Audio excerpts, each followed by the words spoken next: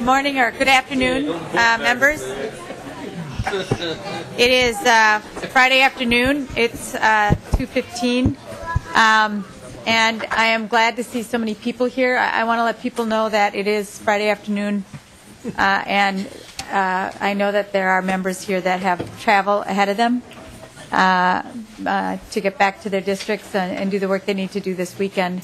And certainly a lot of Minnesotans that are also here that probably are hopeful to get out into the sun, because I don't know if you noticed, but the sun is out. We haven't seen that for about a week, so that's a good thing. We are going to take up Representative Melin's legislation this afternoon, but I wanted to begin by acknowledging that we have a guest in the room whose birthday it is today. It is Amelia's birthday. Amelia's from Hibbing. I met her this fall. And when they're done here today, they're going to go to their cabin. So for all those reasons, I hope that we have a civil, and I do want to say this, this is an emotional issue for a lot of people, obviously. We're certainly feeling that here in the legislature in the last 24 hours. And it is always my hope that as we work on issues that are difficult, that we do it together and we do it as civilly as possible. And we have had a real good run for the most part in the Rules Committee, although I know yesterday I had to bite my tongue a little bit, and I know Representative Dowd bit his tongue as well, and I apologize for that part. But I think have had a good run of dealing with difficult issues in this committee and in a very professional way, and I expect that same outstanding Minnesotan behavior this afternoon, because I know that's been our tradition here. And that's, obviously for our guests as well today. So I don't want to belabor that point. I'd like to get us started so we can get on our way. Representative Melin, welcome to the testifying table. I'd like to begin first by moving that we waive Rule Point 203 of the Joint Rules for Senate File 2740. And that is to get the bill before us. Are there any questions on that? Did I say 2470? Representative Dowd. Can you repeat what you just said? I'm moving that we waive the rule, 2.03, to get the Senate File 2470 before us. All right? And members, as this moves on, it's going to go from here to Ways and Means. So are there any questions? Representative Hoppe? Madam Chair, just a process question. After Ways and Means, does it go to HHS, Public Safety, Commerce, everybody down the list? Thank you, Representative Hoppe. And the bill will be heard here. It will be heard in Ways and Means, and then it will go to the General Register. Representative Dowd. Yeah, Madam Chair, just to maybe in saving a little time, and I appreciate your comments. Could you give us a little? This obviously is a fairly unconventional track for this bill, and I think my members have some concerns about this bill traveling in kind of an unconventional way. I think this subject area started in another bill. That bill, I believe, is in government operations. Now we're adding a DE amendment to a completely unrelated bill here in Rules, moving it to Ways and Means, and then putting it on the General Register. That bill will skip numerous committees that it really, according to our House rules, needs to go to. Can you address why we're doing that? Why we're not using the original bill that's in government operations right now, and why we're missing the committees that this bill really should be in front of? And I know it's unconventional as well for us to be taking testimony and doing an actual hearing and doing this here in the Rules Committee. This isn't something that we normally do. Usually we deal with the issue areas of these bills in the committees that have that issue area jurisdiction, because those are the committees that have the members that really dig into those issue areas, and I think there's a reason that's been our practice. So do you want to kind of address that? Thank you, Representative Dowd, and I will. Representative Melin has been working on the issue of finding a solution on medicine for kids with certain conditions, or medicine for Minnesotans with certain conditions. And I know that her bill dealing with medical marijuana was heard in the Health and Human Services Committee and went on to the Government Operations Committee. And since then, I know she has been doing work with a number of people in order to find a path forward that she believes can be signed into law. And with a lot of work, with a lot of stakeholders and others, she is bringing this proposal forward. We find ourselves now in May, near the end of the session. And while this is not the path that we always take, it is not unheard of. And certainly there have been examples, and I won't belabor them, of pieces of legislation that have gotten really no hearing but a floor debate. Amendments, whole bill ideas as amendments that go to the floor just as an amendment with no committee work. So we are going to have this heard here. We are having a full hearing. It's been properly noticed. There will be a hearing in Ways and Means where we have both large committees with members and chairs with lots of expertise representing those committees. And then we'll have a full floor debate as well. So while there are committees that this certainly could be heard in, and we won't make all those stops, I do believe that many members will have a chance to weigh in both here in Rules and in the Ways and Means Committee and on the floor to give this bill the vetting that it needs before it goes on its way. So I appreciate the question. I understand its intention. All right. Seeing no further questions, I'll renew my motion. All those in favor, please say aye. Aye. And those opposed say no, and that motion is adopted. Representative Melin, I'm wondering if we would like to do the amendments to get your bill into the shape that you'd like it. Yes, Madam Chair. Do I need to move the DE1 first? Madam Chair, I'd like to move the DE1 amendment. Representative Melin moves the DE1. Representative Melin, could you briefly explain to the committee what the DE1 is? Yes, Madam Chair and members. This is the Medical Cannabis Therapeutic Research Act. It starts out by allowing a clinical trial model for patients in Minnesota with certain qualifying medical conditions to be treated with medical cannabis in Minnesota. Those qualifying conditions that would allow a patient to be enrolled in a clinical trial are outlined in the DE1 amendment. Those conditions would be cancer, glaucoma, HIV/AIDS, Tourette syndrome, ALS, seizures, including those with the characteristic of epilepsy, severe persistent muscle spasms such as MS, and Crohn's disease. And it allows a practitioner to enroll a patient who's been diagnosed with one of those qualifying conditions into a clinical trial that is being overseen by a principal investigator who has experience and knowledge in conducting clinical trials.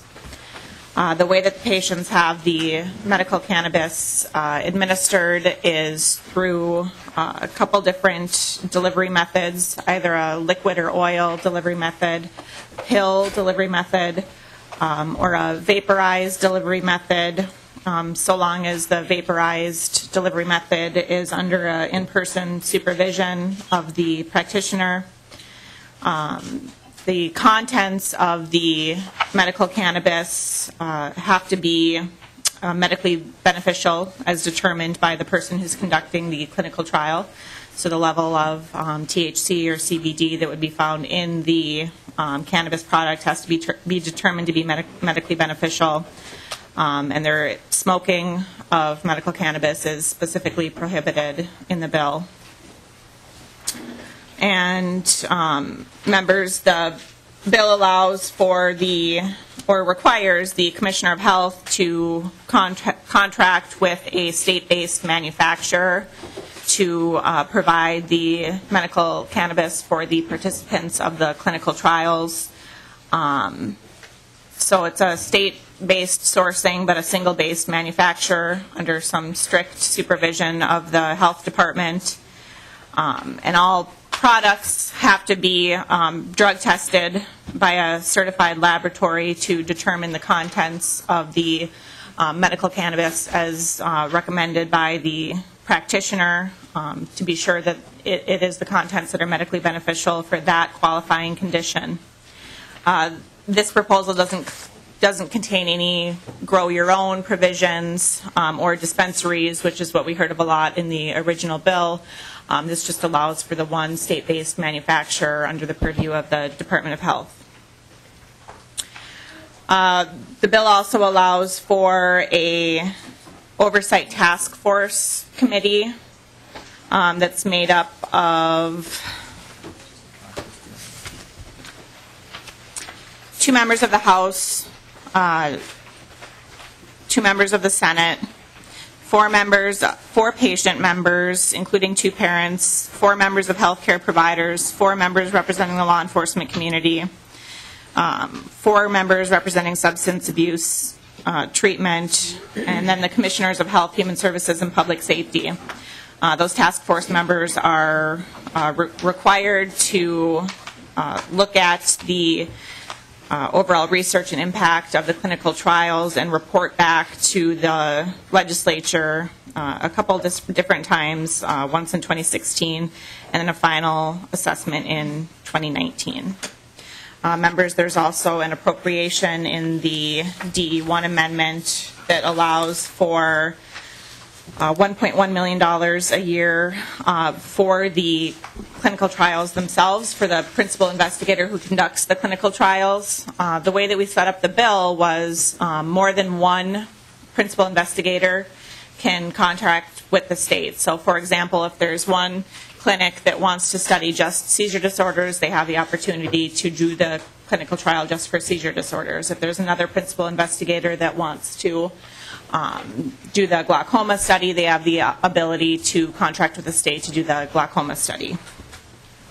So we allow for money to those principal investigators to conduct the clinical trials. We also provide an appropriation to the Commissioner of Health for administrative costs and a one-time appropriation to the Oversight Task Force. There are also fees in the bill where the participants in the clinical trials, they don't pay to participate in the clinical trials, but they have to pay to obtain their medicine and the costs of manufacturing that medicine. So no state money goes to the manufacturer. That's based on patients paying a fee in order to obtain their medicine. And Madam Chair, that I think sums up the DE1 amendment. I have a couple authors' amendments as well. Representative Melin, there's a question from Representative Hoppe. Thank you, Madam Chair. And Representative Melin, I haven't heard this bill. Is this substantively the same bill that you were working on previously, or is this a Peace in the Valley result of negotiations? Representative Melin. Madam Chair, Representative Hoppe, this is certainly a result of negotiations from what the first bill was. The bill that was heard in Health and Human Services and passed in that committee provided for a different model in which there would be 55 dispensaries around the state, and it didn't have the clinical oversight that this bill does.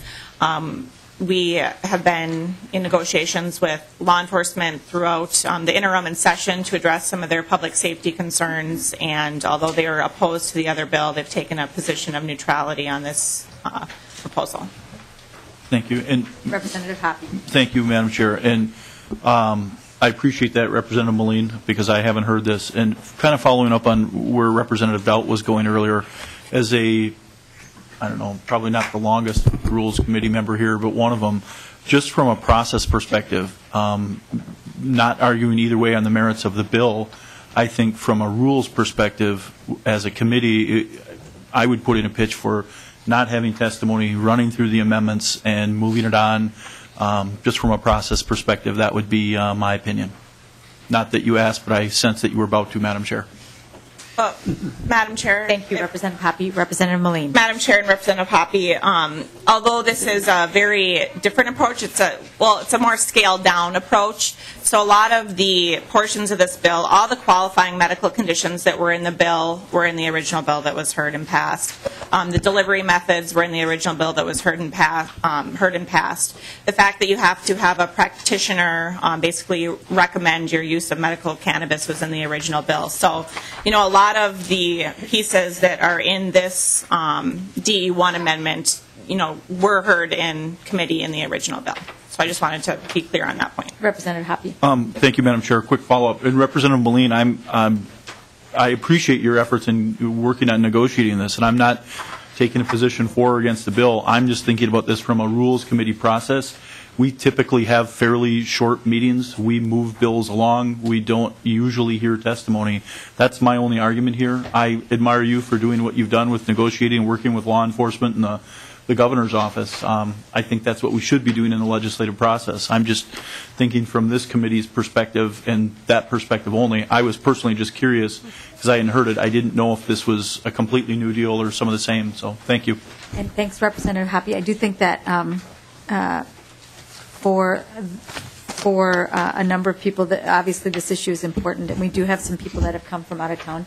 So what I'll do is ask people to be brief in their testimony, because we don't always take testimony here, but it is, we have done it in the past.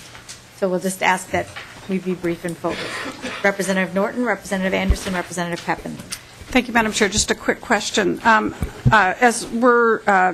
Because the bill has changed from its initial form, we're now delving a little bit more into the clinical aspect of this. And so I just want to be clear that this bill in no way prohibits clinical research, which could be going on already or may want to go on independent of this bill. Representative Melin. Madam Chair, Representative Norton, no. Yes. Okay, that's fine. I just wanted to be clear. Representative Anderson S. Thank you, Madam Chair. I think, given the fact that this is beyond what we normally do and that this is basically taking an education bill and turning it into the medical marijuana bill, I think at least for the sake of transparency and having the public have some kind of input, at a minimum, I think that we should be waiving the 24-hour amendment rule. That way, if our constituents, and once they finally track down this bill, given the changing dynamic of the title and everything else, they at least have more flexibility and time to offer their input. So I would hope that that's part of this process as well, given that this is a complete change of what this bill originally started out. We started off with schools, and now we're talking about medical marijuana. So I would encourage that. Thank you, Representative Anderson. I will. And Representative Pepin. Thank you, Madam Chair. I guess sort of to echo what Representative Hoppe and Representative Anderson and Representative Dowd have said, I'm concerned about this not going through the committee process. I think that's in the wrong direction. I know this bill has been sitting in the sitting in possession of GovOps for, I don't know, maybe a month and a half or longer. I'm not sure why we didn't take it up there. There is a task force in there. There's rulemaking authority. There's also taxes in here. There's data practices issues that it should go to civil law. And so I'm very disappointed in the process that we're not going to vet those out thoroughly in the committee. Madam Chair, since we are taking this up today, will the commissioners of the Department of Health and the other departments that might be affected, will they be testifying as well to take questions? Representative Pepin, I know that there is one commissioner in the room. Madam Chair, do you know which commissioner it is? I have seen the Commissioner of Health here. Okay. Well, so he'll be able to answer questions on the task force and rulemaking and things like that? I imagine that if we had questions for him, he would try and answer them. Okay. Okay. Thank you. Representative Melin, did you have amendments? Yes, Madam Chair, I'd like to move the A1 amendment. Representative Melin moves the A1 amendment. Madam Chair and members, this on page 1, line 9, and page 2, line 31, deletes the word randomized in front of clinical trial. On page 3, line 23, we delete the word written. This is the provision that requires the principal investigator or the commissioner of health to notify all healthcare providers that these clinical trials are taking place. And it was suggested to us to remove the word written so they could notify them in some other way, mass publication, email, or some other way to provide flexibility there. On page 5, line 32, we delete the sentence, line 32 and 33, delete the commissioner shall give reasonable notice of an inspection. This is the language that has to do with the Commissioner of Health being allowed to inspect the manufacturer, and we delete the requirement that the manufacturer get notice of the Commissioner of Health so that, of course, the department has the flexibility of sort of showing up whenever they want to conduct an inspection. The drug formulary language in the A1 amendment adds medical cannabis to the exclusion list in the drug formulary division. I believe this was a request from the Department of Health to add that exclusion, and it's in conjunction with the A5 amendment, which just clarifies that medical assistance and Minnesota Care can't reimburse costs associated with the use of medical cannabis.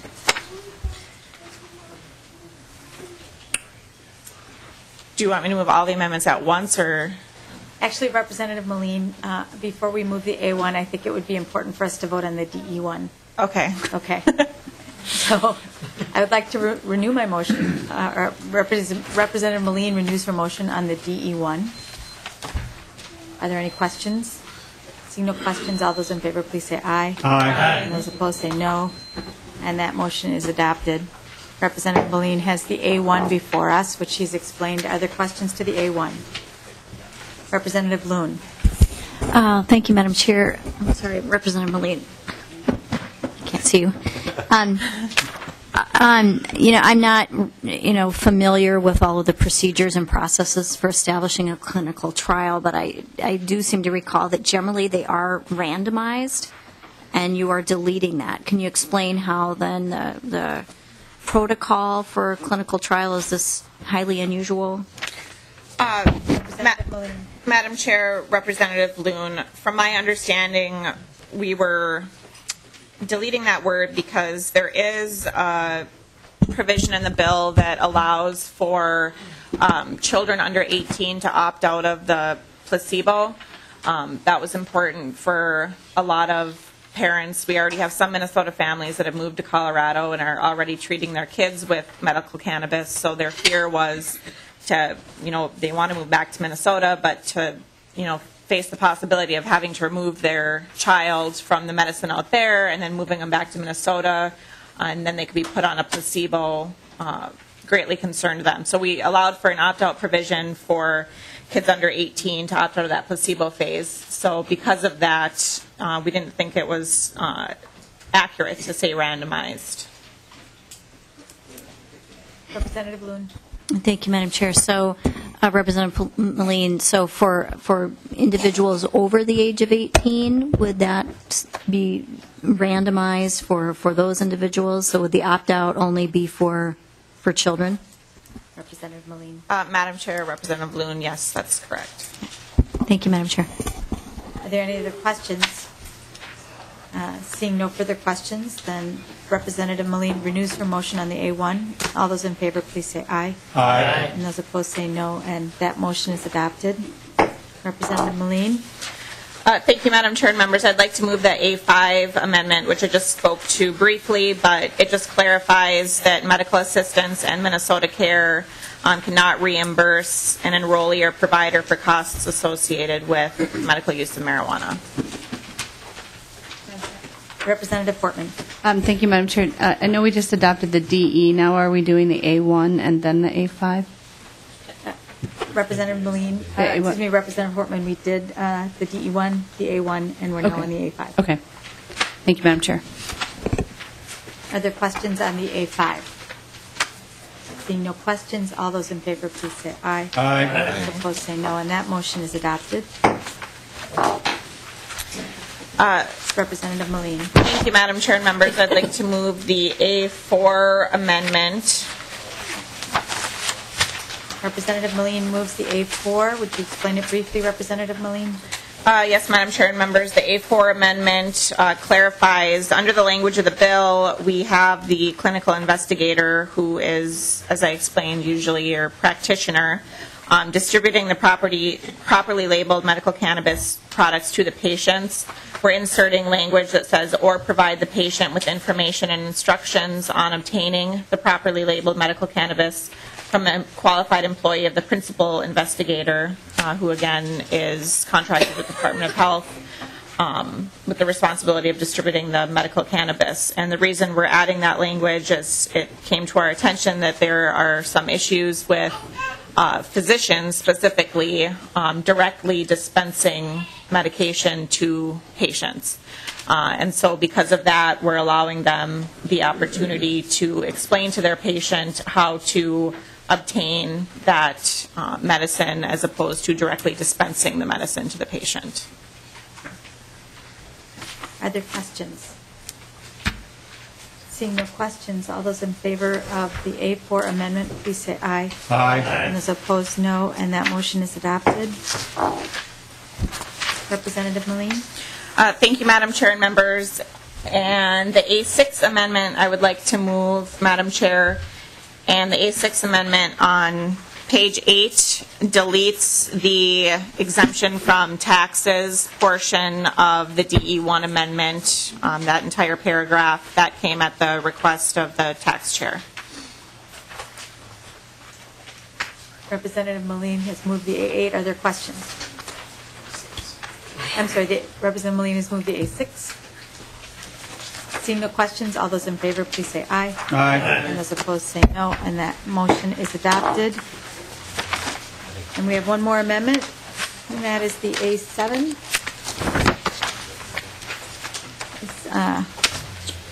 That's my amendment, Madam Chair. Representative Ward? Thank you, Madam Chair. And Madam Chair, I would like to split the amendment. Members would look at it. I'd split it after line 1.5. Representative Ward moves to divide the amendment between lines 1.5 and 1.6. And would you, Mr. McCormick, would you like to, or Ms. Olson? Yeah. And Representative Ward, are you going to move these separately or move a part and not another part? I'd like to take the first part up first, Madam Chair. Ms. Olson, could you just explain what is in the amendment, the first half of the amendment? Yes, Madam Chair and members, Jamie Olson with House Research. The first half of the amendment deletes on page 1 and page 2 certain information in order to remove page 2, line 3, which allows the Commissioner of Health to approve any other delivery method aside from liquid, pill, or vaporization. The second half of the amendment is later on page 2, line 29, which removes the Commissioner of Health's ability to add medical conditions or its treatment to the list of qualifying medical conditions. Thank you. And Representative Ward? Thank you, Madam Chair. Members, Representative Melin, I've checked in with a lot of my local folks on this bill. I've never supported any legalization of marijuana or medical marijuana in the past. And members, I'd encourage you. I at Easter break on a Monday, I went and saw a patient, a young child and his mother and father, Lincoln, great young kid. And it put a new perspective into my thought process, quite frankly, members. So, having said that, I still checked with a number of my folks back in my district, especially my law enforcement folks. And some of my local law enforcement folks had a concern with these particular sections of the bill, Madam Chair, Representative Melin. And so this would, the first part would then take away the Commissioner's discretion to include any other methods other than the methods that are in Representative Melin's bill.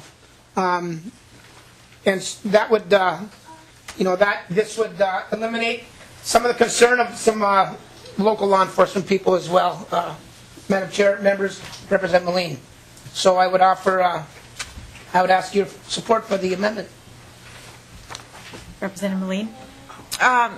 Thank you, Madam Chair and members. And I've had the opportunity to speak with Representative Ward about this issue, and this compromise is very carefully crafted. And, when we say law enforcement down here, we're talking about, I guess the law enforcement that spends a lot of time around here, and they did approve of this language. I do think, it is important to allow the Commissioner of Health the flexibility to approve other methods of delivery.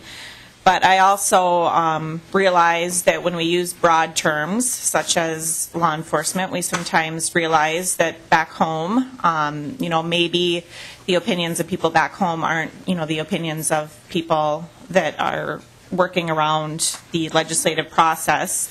And I understand that Representative Ward has, these concerns have been brought to his attention, and I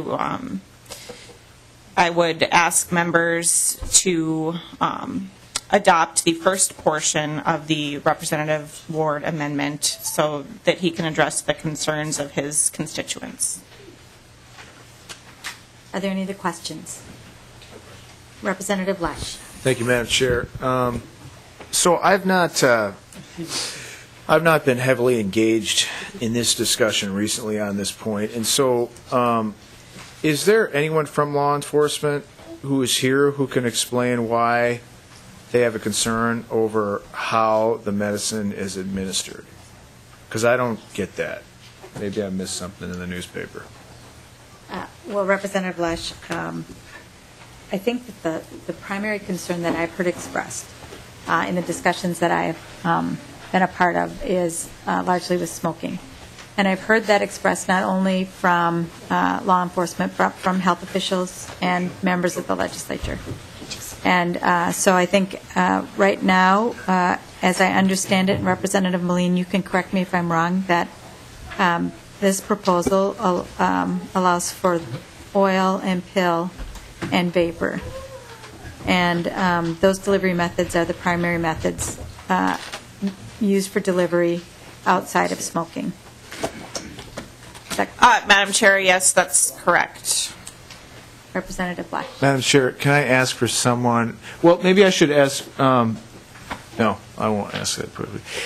Is there someone from law enforcement who can give me that explanation? I heard your explanation, Madam Chair, but I've heard that is a concern, that no one wants it to be smoked, but I don't know why. I don't know why that is. Maybe I'm just slow. So, but I bet if someone explained it to me, I could better understand it. Madam Chair. Representative Melin. Madam Chair, Representative Lesh, I just want to be clear that my current language does not allow for smoking either. So it's of my opinion that the Commissioner wouldn't be able to approve smoking under the bill. That was part of the compromise working with law enforcement. Representative Ward's amendment simply deletes the portion where the Commissioner can approve another method. I don't believe that method could have included smoking anyways, but the bill does allow for pills, liquid, or vaporized delivery, which includes the ability of a patient to inhale the medicine. That's what vaporized delivery is, and we know that is the most effective treatment for a lot of patients. So that language will remain and allow patients to have that option. Well, and Madam Chair, that's the reason I'm asking. Maybe you around here know that my dad died of cancer 4 years ago. And before that, in a year and a half, it was pancreatic cancer, so it was rapidly progressing. After he had the Whipple procedures, about a year and a half, which is standard. During that time, he was under chemo, and he had terrible nausea, and they offered him Marinol, which apparently is the name of the pill for him. And he said, "Why in the world would I take a pill for nausea?" And so, I'm not sure how effective this oil is, but they have other methods. And like I said, I haven't been intimately engaged, but I think the political opinions about how a medicine is administered, I find very interesting. And so maybe it is appropriate for amendment to an education bill because opinions about how we educate kids are highly politicized, similar to how we medicate kids. So if that's the case, if that's all I'm going to get at this point, Madam Chair, I'll be satisfied with that answer. But ongoing, I imagine there will probably be ongoing discussion, and maybe folks who understand that nuance can help me out. Thank you. Representative Pepin. Thank you, Madam Chair.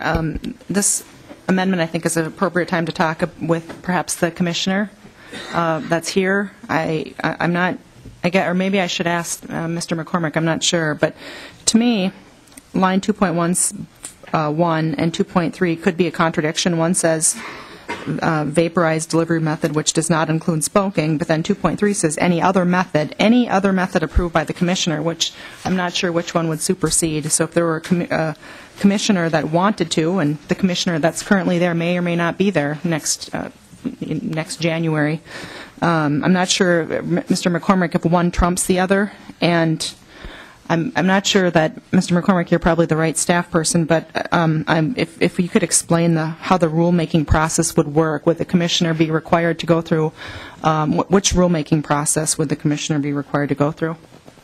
Madam Chair and members, to clarify, there was a drafting error on page 2, line 1, where we did move the prohibition for smoking into that line. It was the intent of the author to prohibit smoking throughout the entire bill. So you are absolutely right, Representative Pepin, that there is that tension between page 2, line 1 and page 2, line 3, and that is something that needs to be addressed.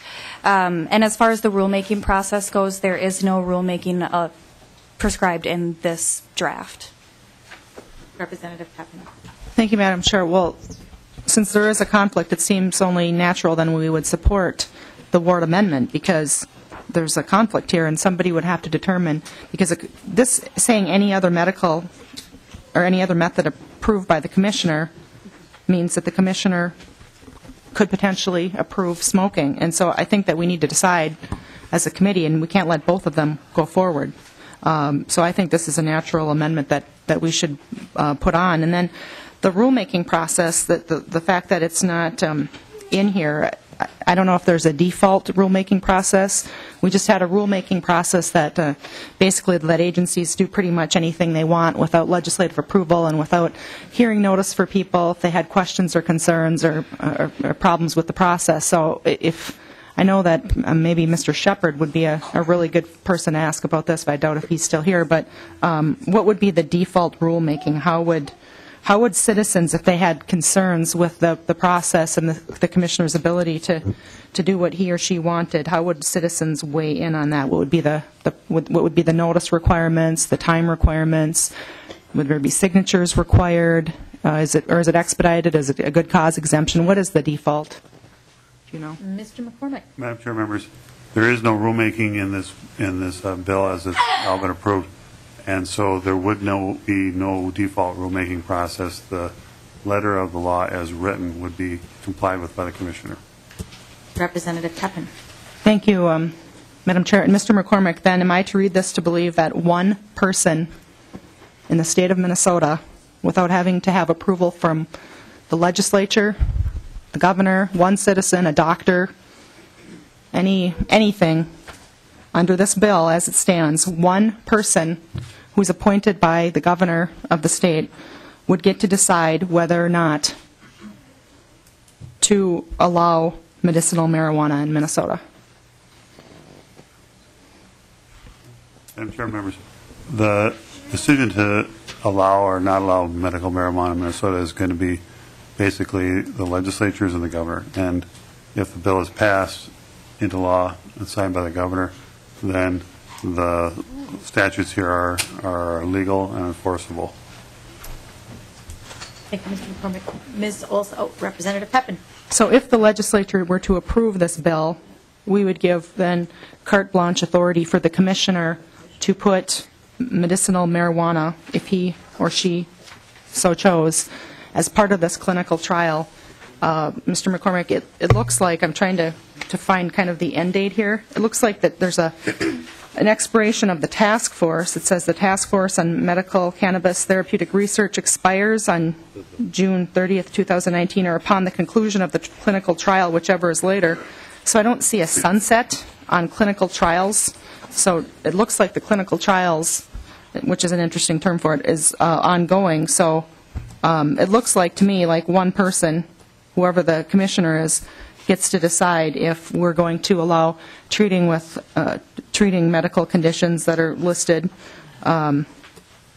with smoking marijuana. Ms. Olson?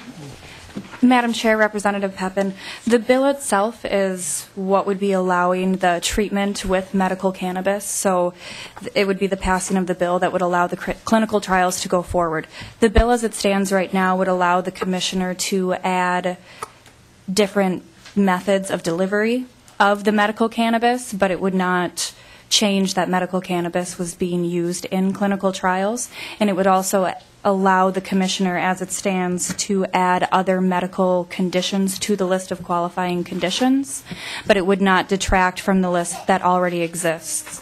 As far as the sunsetting of the clinical trials, there is not a date that specifically says that the clinical trial needs to be ended by. There is an expiration for the task force, as you pointed out, and for reports to be done by. Representative Pepin. Thank you, Madam Chair. Representative Pepin, if I just could just pause for one moment. Representative Melin, can you tell me again what you'd like to do with Representative Ward's amendment? Thank you, Madam Chair and members. I would just like members to adopt the first part of Representative Ward's amendment to remove the provision that is getting a lot of questions asked about.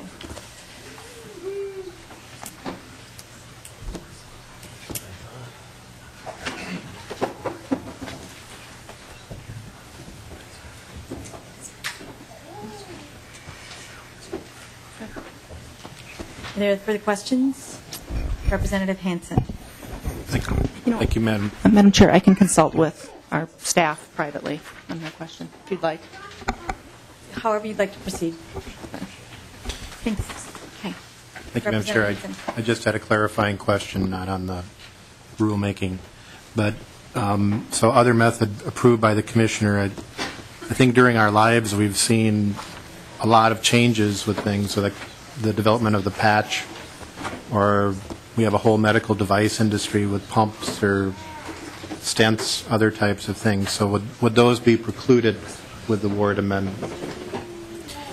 Representative Melin. Yes, Madam Chair and Representative Hansen, yes, they would. Are there further questions on the A7, the first half of the A7 divided? Seeing no further questions, and everyone's clear on the vote, all those in favor, please say aye. Aye. And those opposed say no. No. And that motion is adopted. Representative Ward. Thank you, Madam Chair. The second part of the amendment, Madam Chair, this eliminates the discretion of the commissioner to add illnesses, so to speak, add criteria, illnesses of inclusion for the bill.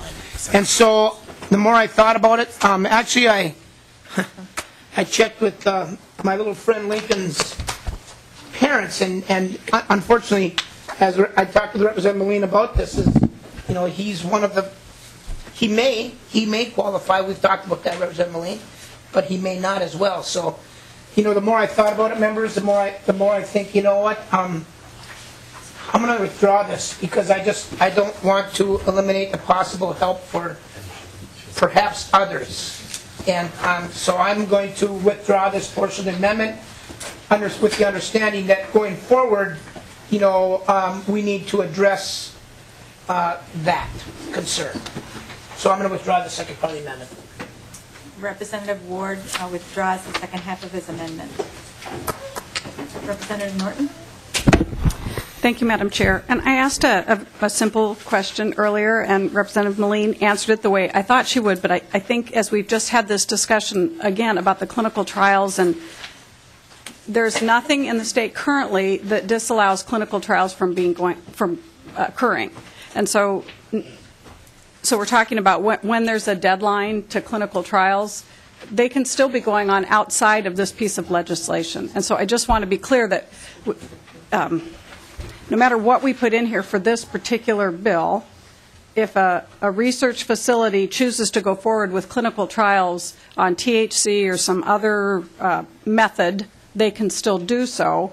And that's why I was asking the question earlier, that I want to make sure that whatever we put in here doesn't negate what might happen outside of this piece of legislation, which is currently allowed by law. So just as we move forward, I hope we can keep that thought in mind and make certain that we aren't going to do anything that will limit what we currently allow by law that isn't happening, unfortunately, to the extent I think we would all like it to be happening. But so we can just continue to have that discussion as we move ahead in the week or two.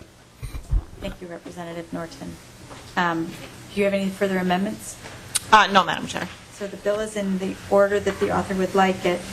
I'm wondering if we could have testifiers now. If there are any other questions from committee members before testifiers. Okay. We have 6 people that would like to testify. And for the testifiers, I would say if you can be brief and succinct, it will help us. We're really glad you're here. I have Paige Figge, Angie Weaver, Christy Pauling, Angela Guerin, who may or may not be here. Okay, she's not here, and Martha Schultz. And if you would join Representative Melin, that would be great. And if you could introduce yourself for the record, and welcome to the committee. Thank you, Madam Chair, members. My name is Paige Figge. I'm here from Colorado. I'm a mother. My daughter is Charlotte. She has Dravet syndrome. There's a couple kids here that also have the same syndrome. It's a severe intractable epilepsy.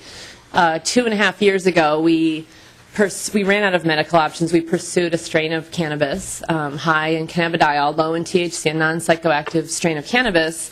Treated her. She was end of life. She didn't have much longer to live, and with nothing left to try.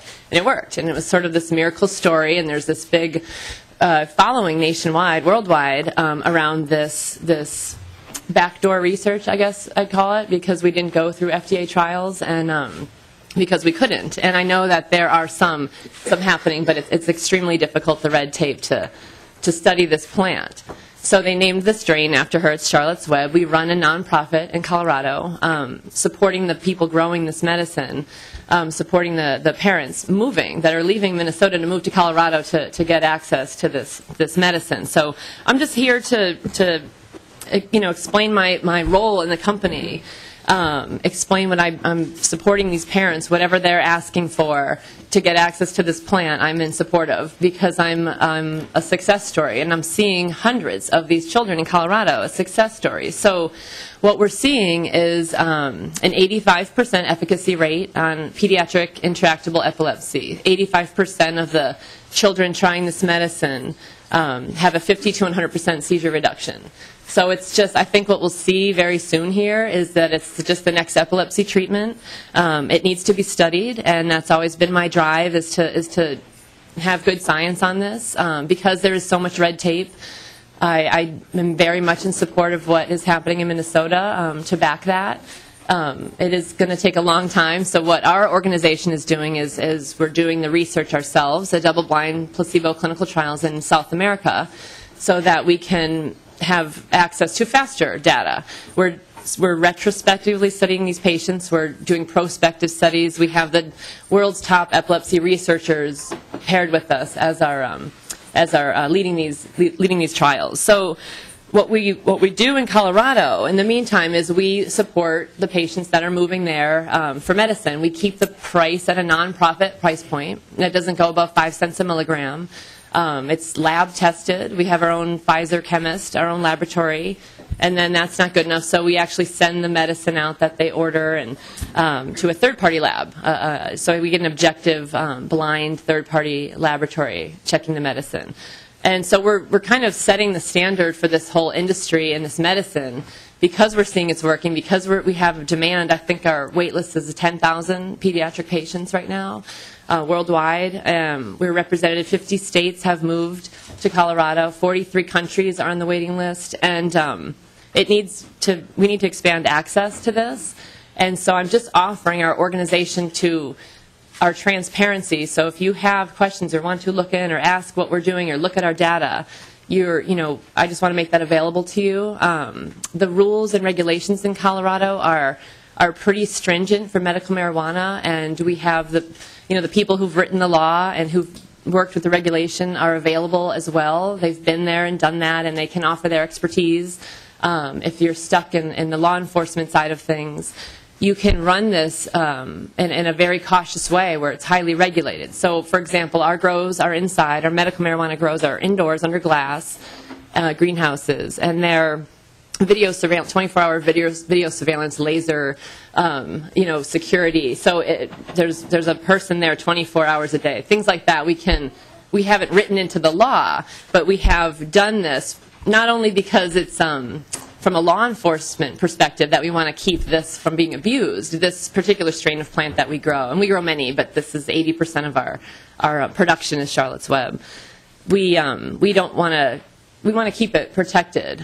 This is a non-abusable form of cannabis, so the abuse potential is not there. It's not an issue. We do grow THC, high THC plants for cancer, and that's such a thing. And we do sell that in a smokable form. Charlotte's Web is not sold in a smokable form. So there's really no abuse with that plant, but we still are very protective of our situation. So we have, these systems in place to keep this cautious and secure, and you can do the same thing here in Minnesota for your patients that are asking for it so they don't have to move. And then the ones that have left who can't be here, the medicine cannot leave Colorado, can come home and have this. So I just want to offer that support for this bill and hear if you have any questions. Thank you, Ms. Vicki. Representative Purcell. Thank you, Madam Chair.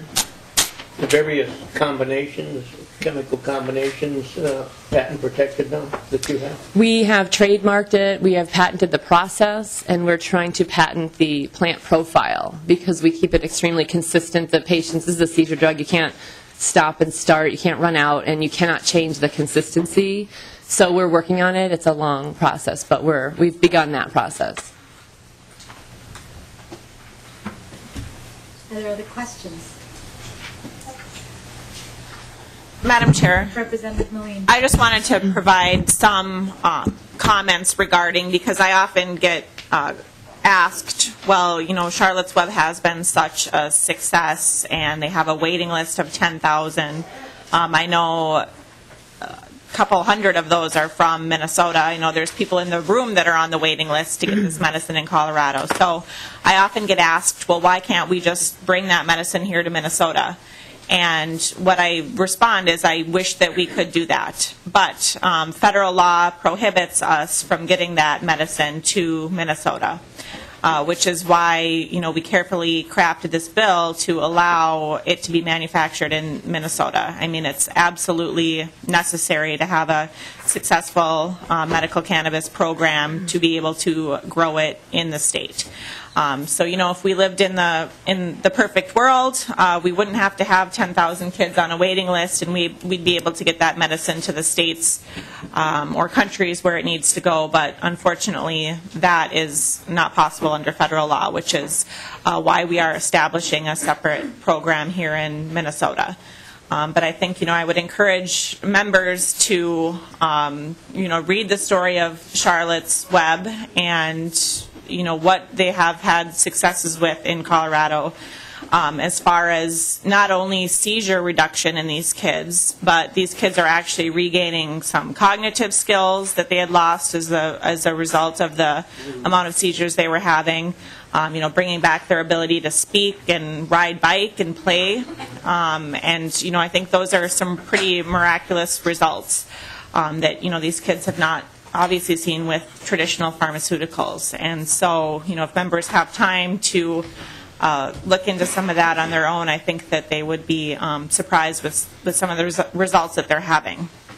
And I want to thank Ms. Figge for coming all the way from Colorado just for our hearing today. And I know that she has a flight out this evening, but she will be around for a little bit if members have any other questions of her and their experience in Colorado. Representative Melin, Ms. Figge, I did have just a couple of questions, and I would love to visit with you when you're done, and thanks for coming to Minnesota.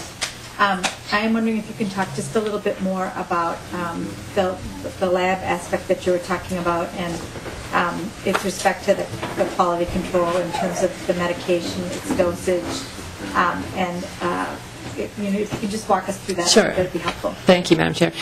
What we do is we lab test it on an HPLC. It's kind of a common machine that you would use to do this sort of thing. And we have to have a standard that, again, we've set. There's not a rule for this, but we've set the standard for the children, that it has to have that consistency, and it's destroyed if it doesn't. And then we also send it out to a third party. So we cultivate. It's a vertical integration in Colorado, so we cultivate, we manufacture, and we dispense 70% of what we grow. We have to dispense our own. So we are we are in control of the Charlotte's Web strain, and we grow that. We lab test the plant, the dried plant, to make sure it's oil makeable into an oil. And then we test the oil, and then we offer different milligram per milliliter solutions, different concentrations. And they're all lab tested at our lab, and then they're third-party lab tested as well.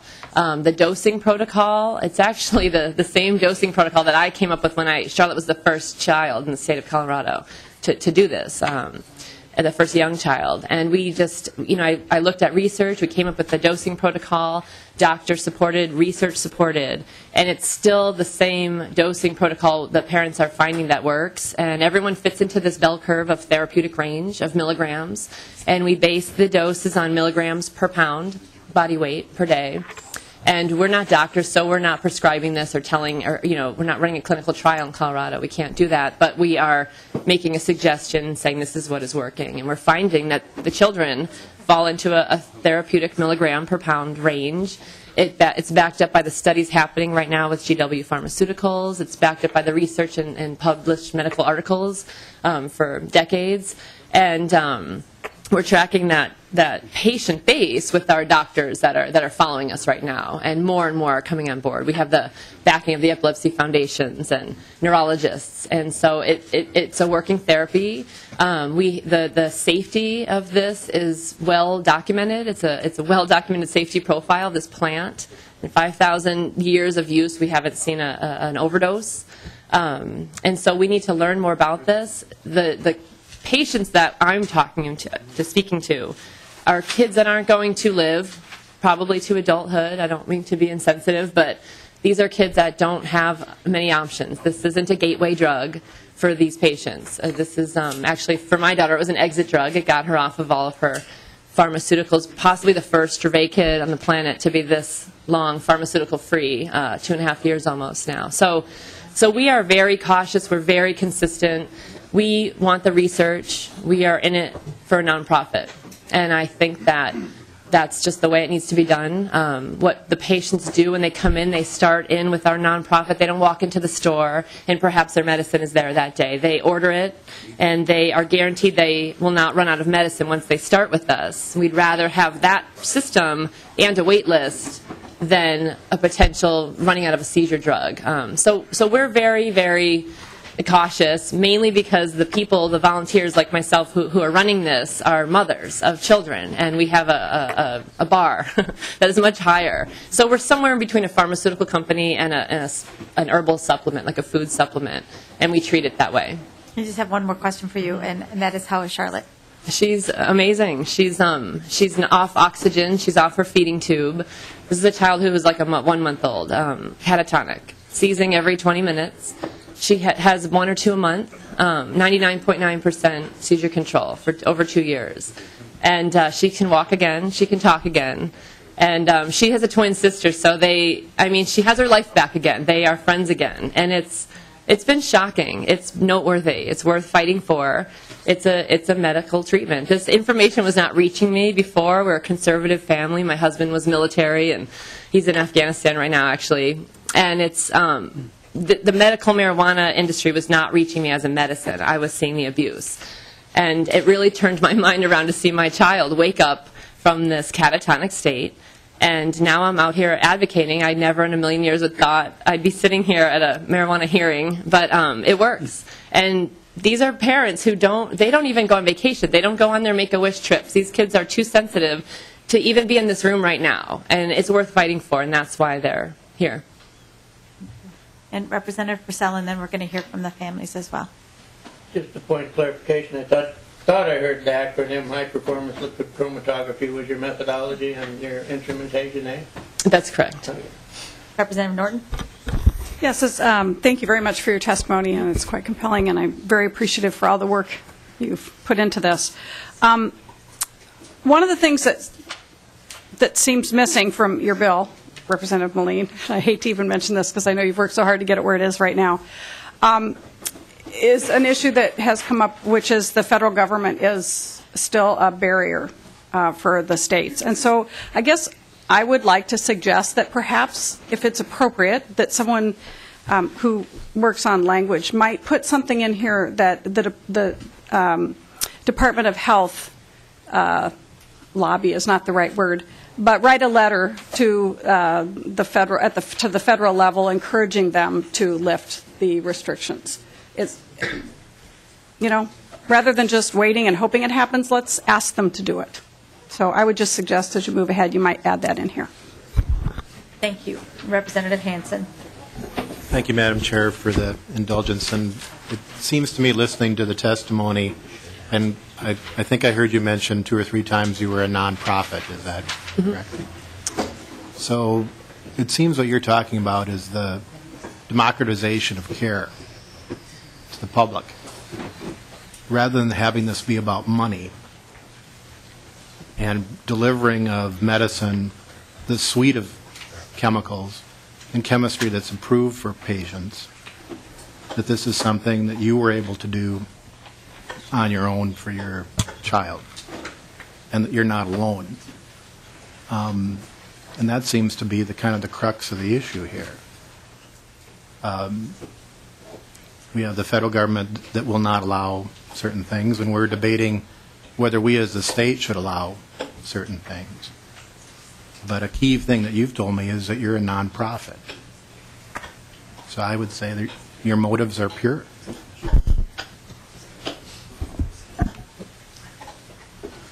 Thank you very much for being here in Minnesota. I hope you're enjoying your stay. Thank you. You're welcome. Angie Weaver, and the other parents, if you want to come up as well. Welcome to the committee.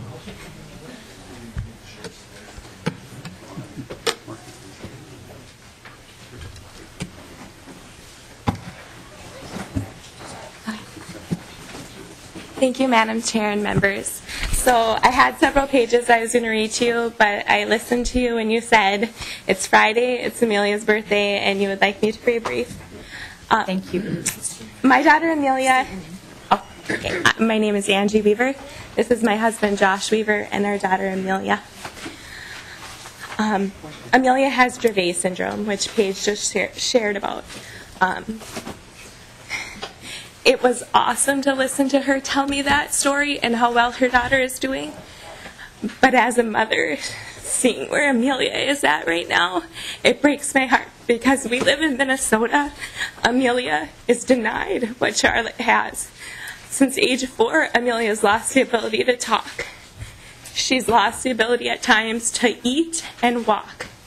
She suffers from 30 to 50 seizures a day. She's strapped into her wheelchair or held by a parent at all times. Every seizure could be her last. She is battling and fighting for her life. And now we're being asked to either move to another state and leave all of our family and friends and support group, our job and health care, and move and start all over to get our daughter medicine or stay and fight in Minnesota. We have tried 23 anticonvulsant medicines. Amelia has failed every single one of them. She has liver damage, brittle bones, nausea at times, vomiting. She's had a severe allergic reaction, and yet still seizures. Nothing is working. Seizures have stolen her childhood. We have done nothing but fight this fight with our daughter. We're asking you today to help us. Our families are desperate. Amelia deserves this. This has been an exhausting fight for my family. We've driven from Hibbing 3 days, down and back in the last 3 days. We spent 24 hours in the car. We are fighting this fight because this is right for Minnesota. These patients, these families deserve this. And I believe that you are smart enough to figure this out. We need this in Minnesota, and it's what is right. Thank you. Thank you. Is there any questions for me? Any questions? Thank you for being here today.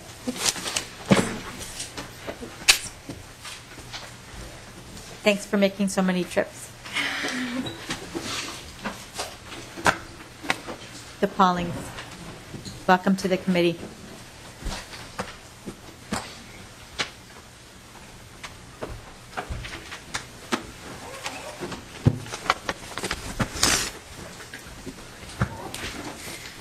Good afternoon. I'm Christy Pauling. This is my husband, Jeremy, and my daughter, Caitlin. Caitlin is 7 years old and has 2 older sisters that we left at home today. We are here on behalf of Caitlin. She suffers from Batten's disease and intractable epilepsy. Batten's disease is a neurological disease that is caused by her genes being odd-shaped, and it kills off her brain cells. Every seizure she has kills more brain cells. She is on 10 prescription drugs that have worse side effects than medical cannabis, and they are FDA approved. A few side effects of her medication: she has liver damage, or she could get liver damage, kidney damage, loss of her eyesight. And we feel medical cannabis would be a much safer option for our daughter. We have no other legal choice right now but to give these medications. Caitlin started out as a healthy child, and when she was 3, she started having seizures. We were told by many specialists she would outgrow it. As the seizures got worse and she lost more abilities, we sought out other specialists. When she was 5, we finally got the diagnosis of Batten's disease. Not something a parent wants to hear. She has a life expectancy of 10 to 12 years of age. Since diagnosis, she has regressed back to an 18-month-old. She cannot eat except through her G-tube. She can't walk, she can't talk, and is wheelchair-bound. We have no way of knowing if she's in pain. She can't tell us and constantly has seizures. And the hardest thing for us was to tell her sisters that she's going to die. We are hoping that with the legalization of medical cannabis, it will help with seizures, and maybe we'll get a few words again like Mom and Dad. She has not said since 4 years old. We are just looking for a few more years with her and to help her have a better quality of life. With the procedures and the other remedies that we have looked for, nothing has worked. We heard about Charlotte's Web in Colorado. So we are torn between uprooting our family and moving to Colorado, away from our family, the state we love, or staying here and see what happens. We need this law changed now for safe legal access in the state of Minnesota. We can't just go out to Colorado and bring it home. I'm a registered nurse. I have a state Minnesota nursing license. My husband is a business owner. If we choose to do the illegal route, I run the possibility of losing my nursing license, going to jail, or the most important thing is losing my kids. What kind of parents are we if we break the law? And what kind of parents are we if we don't do everything we can for our terminally ill child? We have decided that if Minnesota does not pass the bill legalizing medical cannabis, we will go to Colorado and leave the state that let us down and so many others. This would require uprooting everyone and take my daughters away from grandparents, their aunts, uncles, cousins, and the family values I thought Minnesota offered. When there is treatment that is working for lots of kids in other states, Minnesota needs to be open-minded and give my child and other families a chance at a better quality of life for their loved ones. We are on the waiting list in Colorado, so if this does not go through the session, we have no other choice. We have no other options left. Thank you for listening to my testimony. Thank you for being here today. today. Are there any questions? Are there any questions? Thank you very much. Martha Schultz.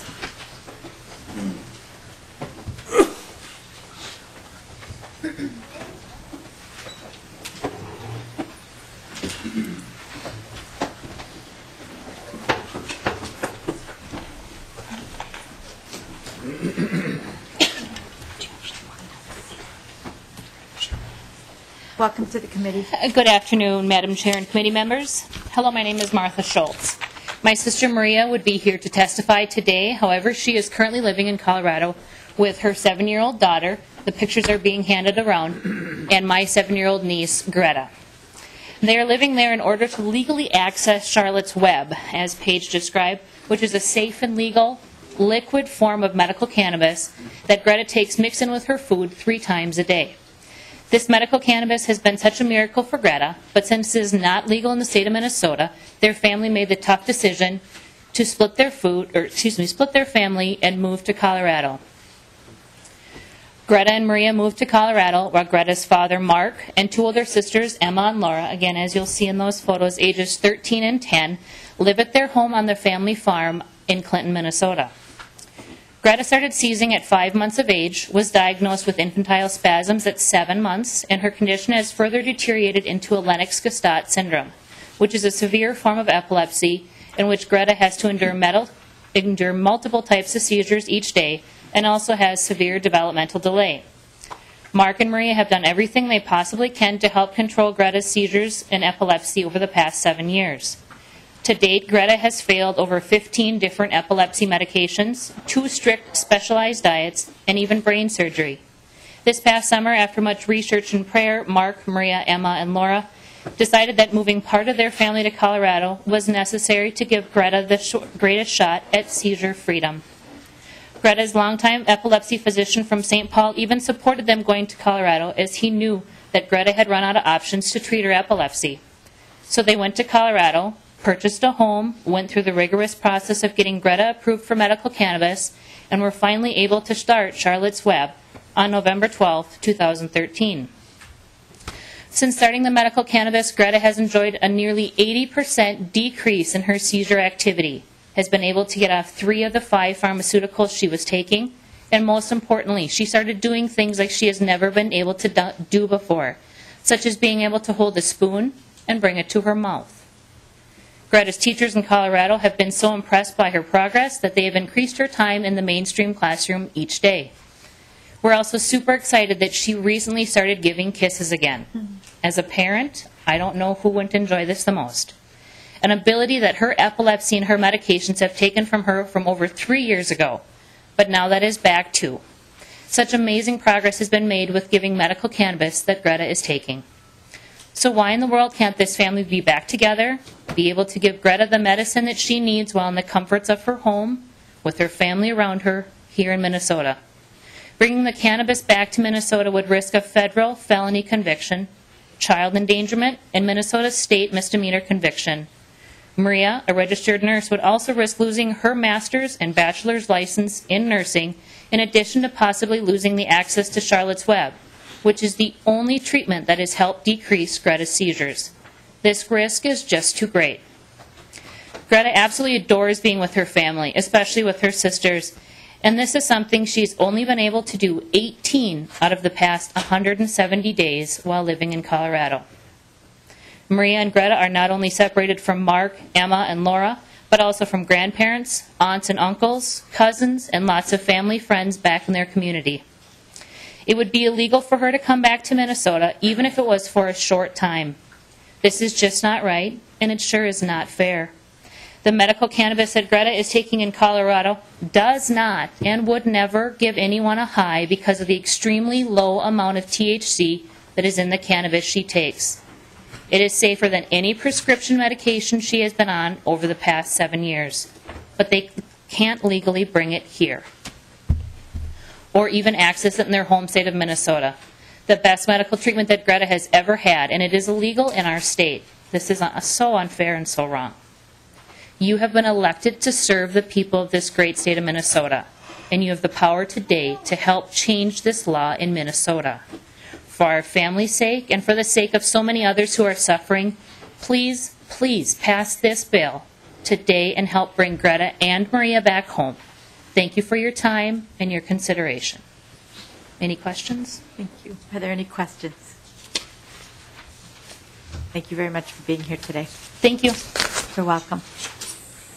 Oh, okay. Thank you. Are there others here that are that want to testify in the audience? Daryl Paulson was on my list, but I don't see Mr. Paulson. Representative Pepin. Thank you, Madam Chair. Is the Commissioner of Health available still to testify? Commissioner is here, Representative Pepin. Thank you. Sure. Commissioner Ellinger, would you join us? Welcome to the committee. It's good to see you again. Madam Chair and members of the committee, I'm Dr. Ed Ellinger, Commissioner of the Minnesota Department of Health, and thank you for the opportunity to come and speak to you about Senate File 2470. A few weeks ago, I appeared before the Senate Health and Human Services Policy Committee to testify about a similar bill that would allow marijuana to be used to treat individuals with a variety of medical conditions.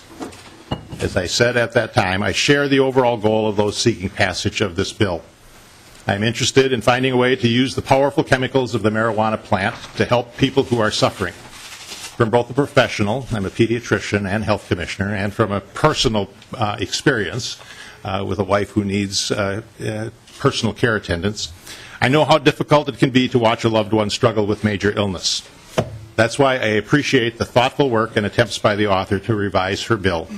I appreciate that she has worked hard to hear from all sides and to find a path forward that meets the concerns of all stakeholders. As I reviewed the bill, it became clear to me that core to accomplishing the goals of this bill is having access to stable, reliable, and secure source of marijuana that can be processed into high and consistent quality medications. The bill proposes that we first seek federally approved medical cannabis, and we are already in conversations with federal agencies about that. However, if a federal source is unavailable, the bill directs us to contract with one manufacturer for the production of all medical cannabis products. The bill is silent about how that should happen. It may be that some manufacturer or grower will be willing to make the substantial investment of this kind in Minnesota, and if so, that would be great. If not, we have no other mechanism for developing the manufacturing facility. Without that, the rest of the activities outlined in this bill could not move forward. The bill assumes that a manufacturer will be ready and capable of delivering medicine to eligible patients with the specified composition in the forms outlined in the bill by next summer. That timeline is very aggressive, and there may be serious technical challenges to consistently delivering product with a specific composition and characteristics. Because of this, we need a way to proceed in case no investor comes forward. So I would appreciate some guidance on how to proceed in that situation should the Minnesota Department of Health have the option to advance this forward. The other major goal of this bill involves engaging principal investigators in clinical trials. What we see described in this bill are not clinical trials in the usual sense. They are actually observational studies. I have already begun discussions with my academic research colleagues on whether there would be researchers available and willing to undertake the PI role or the principal investigator role in these studies envisioned by this bill. I suspect that finding principal investigators may be difficult. They may be more interested in traditional clinical trials. Both methods, however, will require substantially more financial support, be they the clinical trial or the observational studies. As I proceed with my conversations, if I find difficulty with the principal investigators, I will report back to you with that. My department will also, in the coming days, be providing a fiscal note to help members gauge the potential implementation costs of Senate File 2470.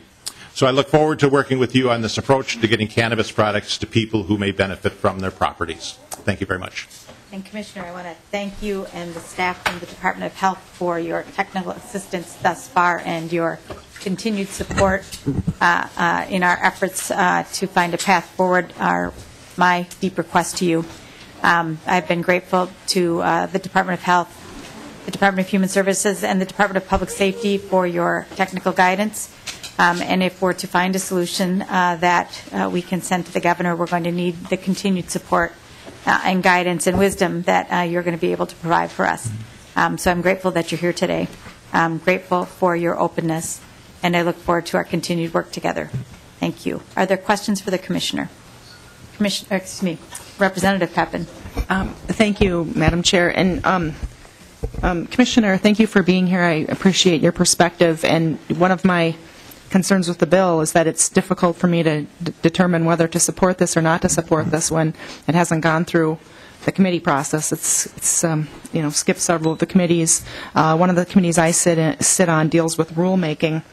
and the staff person who generally deals with rulemaking questions isn't here to answer some questions. I do have some concerns because it's not just you going forward. It might be, various commissioners through the years. And so I'm wondering, just out of curiosity and with your experience so far, on you talked about some of the clinical trials and some of your concerns, but on 2.29, one of the amendments that Representative Ward had, and that was we didn't deal with, was that any other medical condition or its treatment approved by the commissioner, and there's probably other things in here. How, well, first of all, do you view in reading this bill that you have the rulemaking authority, or do you view that would have to come back to the legislature to specify?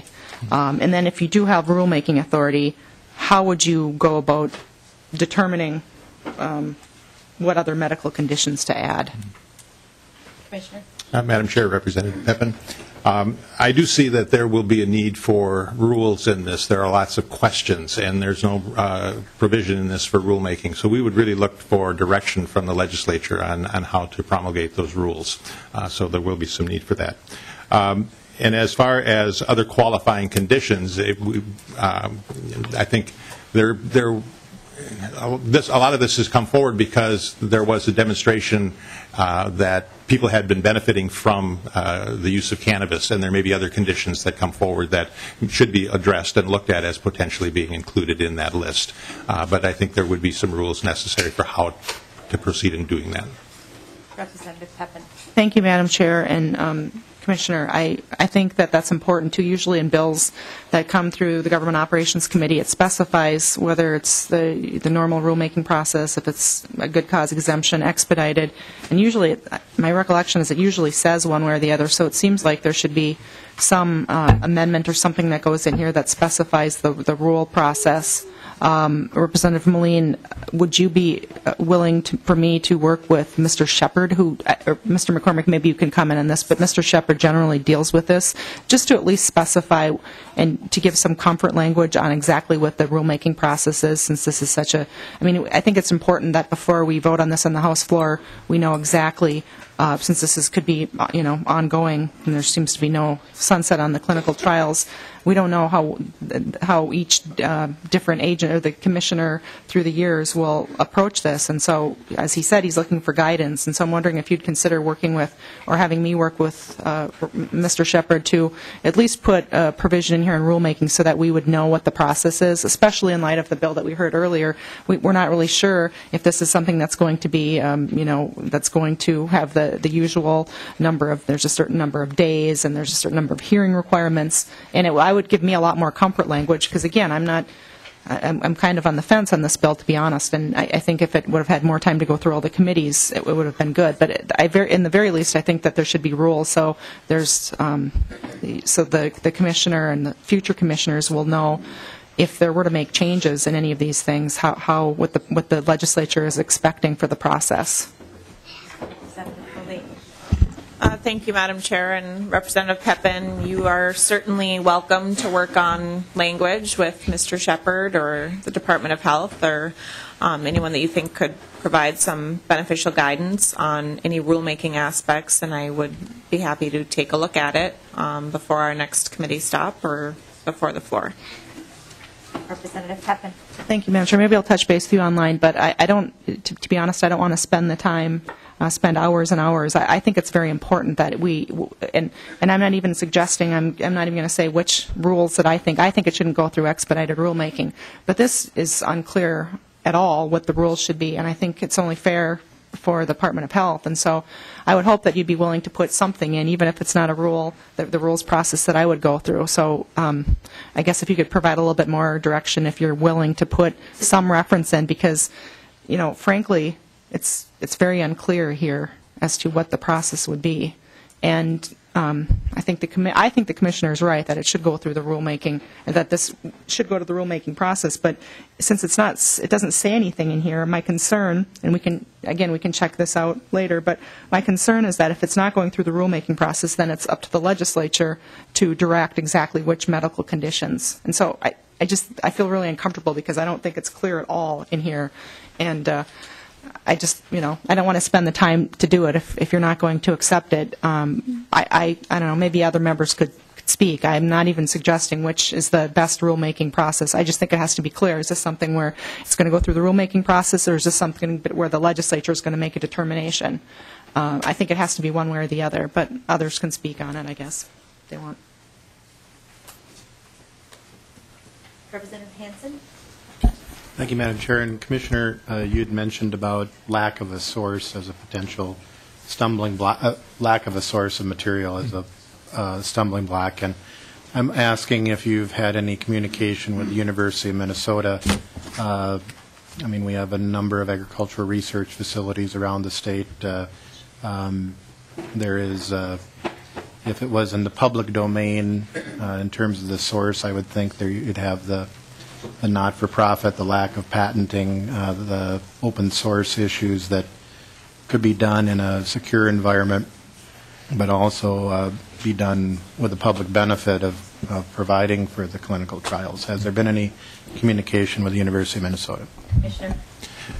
Madam Chair, Representative Hansen, I have had some very preliminary discussions with the university, just in mentioning that we may be coming back to talk with them. Also had conversations with the Commissioner of Agriculture on how we might proceed with this, but again, very preliminary in our discussions. And Representative Purcell. Thank you, Madam Chair. Commissioners, to the point about conditions that you may or may not be asked to add to the list for medical cannabis. This would be something you would look at a empirical evidence-based kind of situation where you can find any empirical evidence or evidence that's garnered through science, and that's how I'm looking at this. That we're set out on a venture of science here, if you will. That we're trying to learn as much as we can, and that you would bring that to bear as you look forward into other conditions.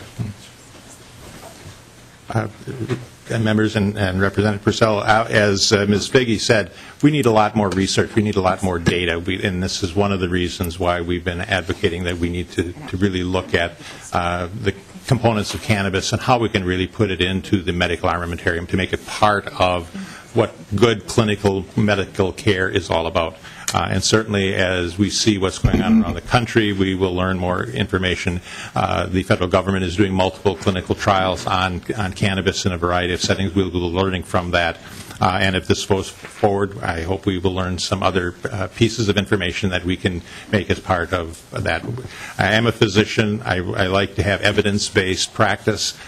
So we want the evidence to say what we can do that actually improves the lives of children whose stories you've heard in this hearing.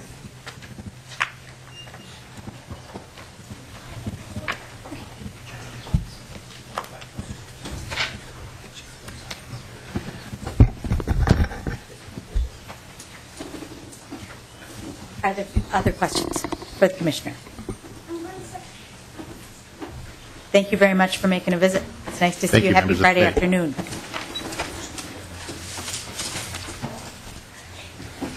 And I just want to let folks know I was talking with Representative Pepin a little bit about the question about rules. And we'll talk with you offline about that as well. Okay. Are there other questions for the author of the bill? Representative Lesh.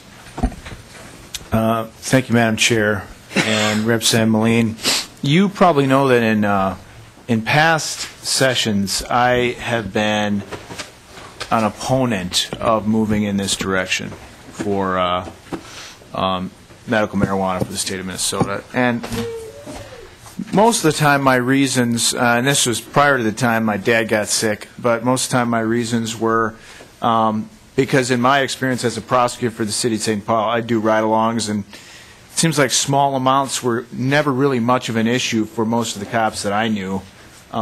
It was water off a duck's back. Unless it was related to some other issue, they'd tag them for a small amount of marijuana or marijuana in a motor vehicle, and it wasn't a big deal. Of course, I started thinking a little bit differently after my dad got sick, but even that didn't totally do it for me. What did it for me is knowing Angela Guerin, who I've known for over 10 years, but I don't know how many years, ever since she was a server up at Louisiana Cafe. For those of you who go to Louisiana Cafe up at Selmy and Dale there, she used to be a server when she was in high school. Paid her own way in high school, and she's going to a private high school, too. And the experiences that she's had with her family have been extraordinary. And mostly it's me keeping in touch with Angela and through her Facebook page, but because your bill never got to any of the committees on which I sat. And so this is the first time that, other than hearing from Angela, that I've heard from some of these families in here today. And I will tell you that after hearing the experiences of these families, I am incredulous that there is such a stance in opposition to your bill. I understand the slippery slope argument. I understand it perfectly. Heck, I made a slippery slope argument yesterday on a bill on the floor. Okay? And sometimes it's valid. I know. Yeah, I know it was slippery slope. Okay. I understand that. But in this case, I just can't for the life of me understand. So I would have loved to have been a part. I would have loved to have your bill come to my committee so I could understand the scope of the opposition. Because right now, after hearing the proponents of these families who want this for their families, I can't for the life of me understand why we would stand in the way of this. And I start to wonder about other tangential reasons of why that could be, other motives. And I imagine those only because I haven't heard about it in committee. Maybe if I heard about it in committee, I could be disabused of those notions. But absent that, thank you for all the work that you've done to arrive at this solution. I think you've done well more than is your share of the work, just in order to see that these families are afforded some measure of relief and justice for their kids. So thank you. Thank you, Representative Lesh. And I just want to say that I have been a supporter of, I have voted in the past for other authors' efforts on medical marijuana, and this is the year that I had an opportunity to learn and hear more and understand better some of the perspectives coming from the medical community, and I'm a part of that as a registered nurse, but hearing, some of those perspectives and the perspectives of law enforcement, and there are legitimate concerns. And what Representative Melin is bringing to us today represents a true compromise, and with that, it's never easy, but compromise, and I know the last 24 hours or 46 hours or however long it's been have been difficult for you. As people are understanding the compromise that you've brought forward and what that means.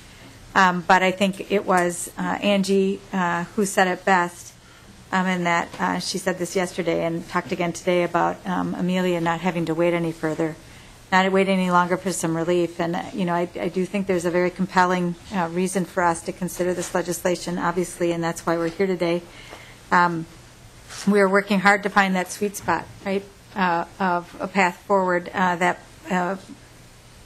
comports with the concerns that we're hearing from law enforcement, but also brings relief and some inquiry, right?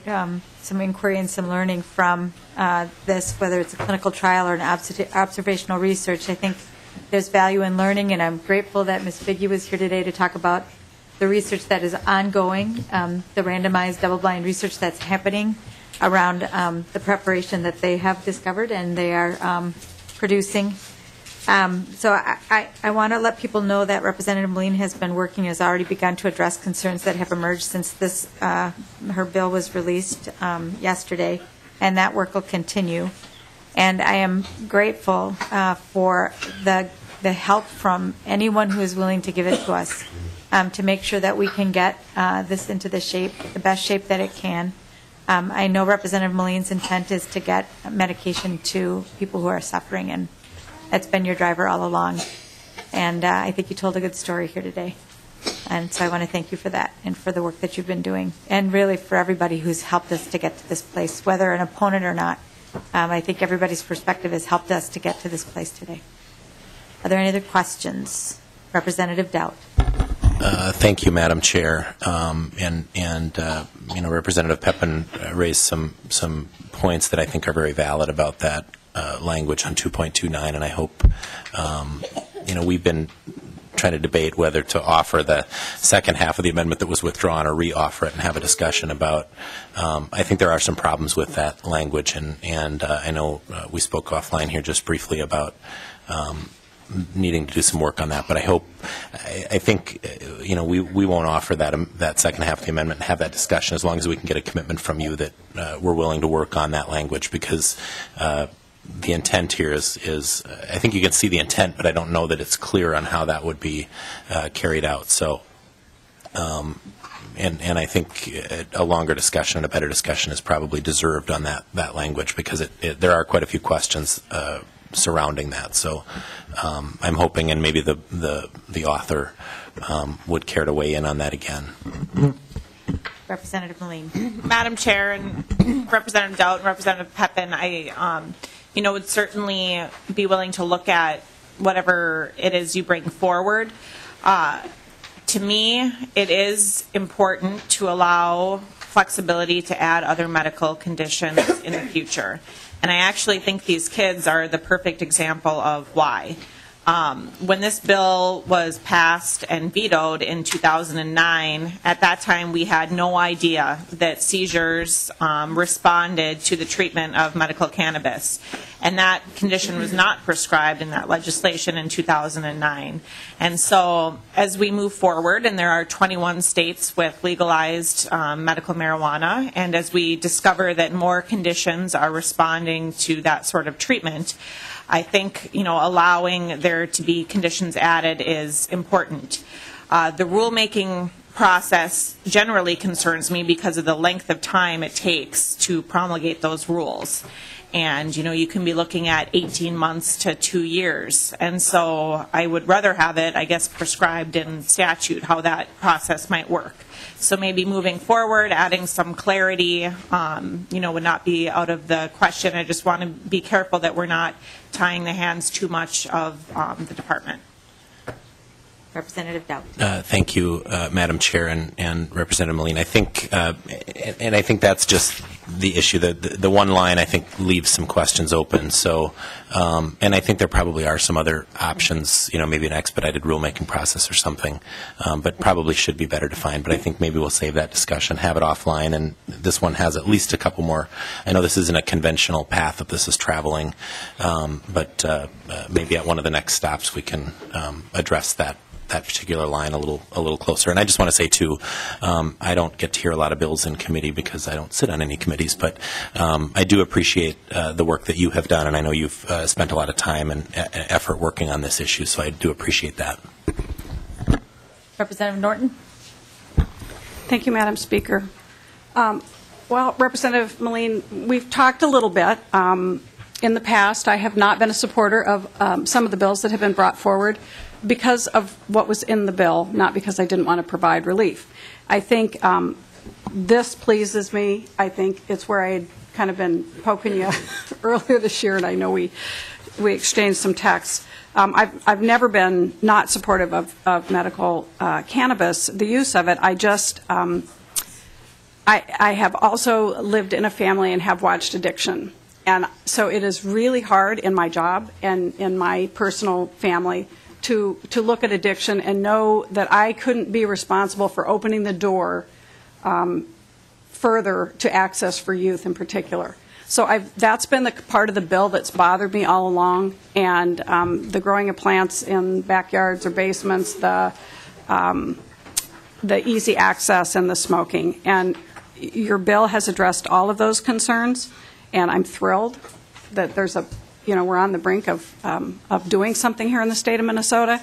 And I hope you'll continue to do some work on the language with clinical trial and making sure we have true help that's coming out of those clinical studies. And I was thrilled to hear that the Charlotte's Web Group is doing some clinical research in another country, that at least we can have some really good access to information. But I also want to mention, and I've talked to some folks about this bill, while 21 states have done it, is asking me to vote for something that's against federal law. And that's very difficult because I take my role here, very seriously in writing law and statute, and there have been other bills over the years where people want to do something that's against federal law, and that's been one of the reasons that I've said no. It's against federal law. I'm not going to support that. Having said that, I really think, and as I said, I do hope we write something. We can put something in here to write to the federal level and ask them to get their derriers in gear and help the rest of the states so they don't all have to go through this pain of, are we really going to break federal law by doing this, or ignore federal law, or what have you. But I'm ready to do that with a really good bill, and I think you're really on the cusp of that. And I'm willing, happy to support this going ahead. And I just want to say thank you. I hope my communication with you has I have such great respect for the work that you've done here at the legislature, this being one great example. But we still need to listen to each other and our ideas, and you have, and I appreciate that. So thank you. See no further questions. Representative Melin? Thank you, Madam Chair and members, for spending so much time with me on a Friday afternoon, a nice Friday afternoon. I really, truly do appreciate that. And for the members that had nice things to say, I swear I didn't pay anybody to say those things, but thank you. And the families that have been back and forth to the Capitol a lot this session and have learned, she's smiling about it at least, have learned far more about the political process than I think any of them ever imagined, and they probably are hoping they can forget some of it. But I do want to thank them for their involvement and patience with this process that we go through here. And I want to thank Ms. Figge for coming all the way from Colorado to provide some really important testimony that I think was important for the committee to hear.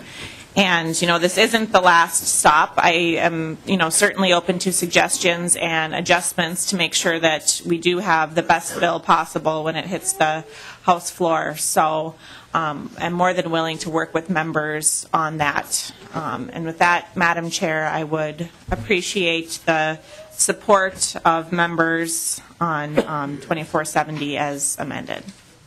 Representative Melin renews her motion to re-refer Senate File 2470 as amended to Ways and Means. All those in favor, please say aye. Aye. And those opposed say no. No. And that motion is adopted. Representative Melin, thank you. Thank you, everybody, for spending so much time here. The meeting is adjourned.